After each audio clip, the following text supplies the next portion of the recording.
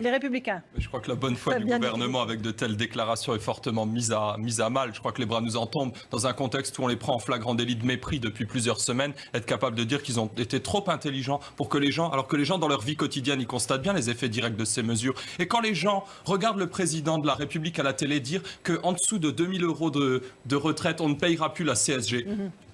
Ils étaient peut-être pas assez intelligents pour comprendre ce que le président n'a pas dit, mais c'est peut-être eux qui sont trop malhonnêtes. Parce qu'en fait, c'est 33 000 € de revenus par an pour un couple, ce qui fait 1 375 € par personne. Quand on leur dit le SMIC va augmenter de 100 €, ils comprennent que tous les smicards vont avoir 100 € de plus à la fin du mois. Ils sont suffisamment intelligents, tout comme moi, pour entendre ce qui est dit. Par contre, non, 45%, vous l'avez dit, des smicards ne vont pas y avoir droit. Et moi, je pose une question si ces gens sont si intelligents. Et c'est dommage qu'ils ne soient pas avec nous sur le plateau ce soir. Quand on parle de la taxe on les a carbone, invités, c'est pas faute d'en avoir invité un certain nombre.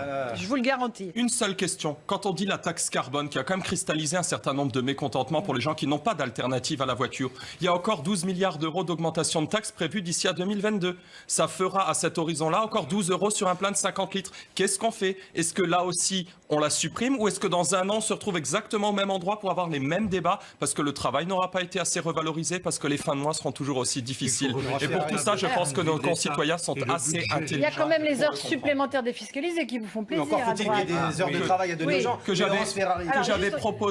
j'avais proposé le 12 octobre 2017 à l'Assemblée nationale sous forme d'amendement, qu'on a proposé sous forme de proposition de loi. Et il faut voir les débats avec quel mépris on nous a renvoyé en nous disant que c'était n'importe quoi. N'importe quoi. Et cette semaine, je pense que le gouvernement va manger son chapeau et il faut qu'il apprenne à écouter, quelle qu'elle soit, toutes les oppositions un peu plus. Parce que même s'ils sont très très intelligents d'après Monsieur Legendre, je pense qu'il y a une chose qu'ils n'ont pas compris, c'est le quotidien de nos concitoyens. Et pour ça, il faudra apprendre à nous écouter.